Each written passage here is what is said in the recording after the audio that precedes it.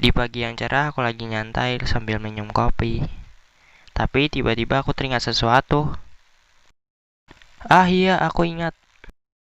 Lagi-lagi tugas meringkas sejarah kemerdekaan Indonesia. Mengapa sih mereka begitu antusias menyambut hari itu? Tentunya selain karena memperingati hari kemerdekaan Indonesia. Aku tidak bisa memahami ini. Mendingan aku cari di Google aja.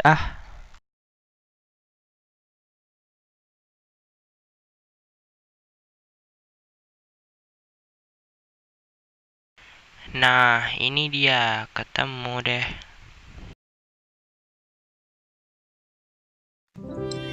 Indonesia dijajah oleh Belanda selama 350 tahun. Kelaparan, kemiskinan, dan kebodohan menjadi kehidupan masyarakat Indonesia kala itu. Sudah banyak pertumpahan darah terjadi akibat ketidakpuasan masyarakat Indonesia yang menjadi budak di negeri sendiri. Namun, tak jarang mereka kalah. 11 Januari 1942, Jepang datang ke Indonesia. Jepang berhasil mengusir Belanda hingga menyerah tanpa syarat. Kemudian memberikan harapan melalui gerakan 3A. Namun kenyataan tak selalu sesuai dengan ekspektasi. Jepang berkali-kali lipat lebih kejam. Romusa membuat rakyat Indonesia lebih menderita. 29 April 1945, BPUPKI resmi dibentuk oleh pemerintah Jepang sebagai bentuk upaya pelaksanaan janji Jepang mengenai kemerdekaan Indonesia. Namun, kemudian di 7 Agustus dibubarkan karena dianggap telah menyelesaikan tugasnya dan digantikan dengan PPKI dengan alasan menyegerakan proklamasi kemerdekaan.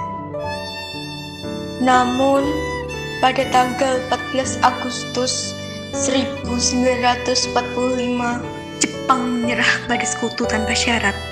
Kala itu, Jepang menutupi berita tersebut dari rakyat Indonesia. Namun, Sultan Syahrir mendengar berita tersebut melalui radio ilegal miliknya. Melalui siaran BBC, Sultan Syahrir yang mendengar berita kekalahan Jepang kemudian melakukan rapat dengan golongan muda. Keesokan harinya, pada 15 Agustus 1945, golongan muda tiba di kediaman Soekarno untuk menyampaikan hasil rapat mereka. Setelah mengutarakan tujuan mereka, Soekarno meminta waktu untuk memikirkannya kembali. Kemudian Soekarno berdiskusi dengan golongan tua yang akhirnya memilih untuk membicarakannya dengan PPKI terlebih dahulu. Golongan muda yang menyadari bahwa golongan tua tidak akan menyetujui usulan mereka, kemudian menculik Soekarno dan Hatta untuk membawa mereka ke Rengas Dengklok untuk mendesak mereka melakukan proklamasi. Pada 16 Agustus 1945, Soekarno-Hatta tiba di Rengas Dengklok dengan selamat di waktu subuh. Golongan muda meyakinkan Soekarno dan Hatta bahwa mereka siap untuk menerima konsekuensi apapun setelah proklamasi. Akhirnya, Soekarno-Hatta setuju untuk memproklamirkan kemerdekaan. Mereka menyusun naskah kemerdekaan di rumah Laksamana Maeda. Naskah diketik oleh Sayuti Malik dan ditandatangani Soekarno-Hatta sebagai wakil rakyat Indonesia. Pembacaan proklamasi dilakukan pada 17 Agustus 1945 di Jalan Pegangsaan Timur nomor 56 dengan disaksikan banyak orang. Bendera Indonesia yang dijahit oleh Ibu Fatmawati dikibarkan. Diiringi oleh lagu Indonesia Raya ciptaan W.R. Supratman. Merdeka! Indonesia telah merdeka. Berita ini disebarkan melalui berbagai media massa.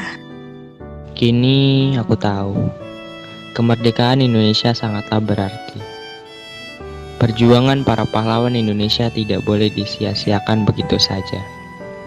Maka, dengan itu, kami sebagai golongan penerus bangsa, mengabdi pada bangsa, dan berjanji akan berusaha melakukan yang terbaik untuk bangsa Indonesia.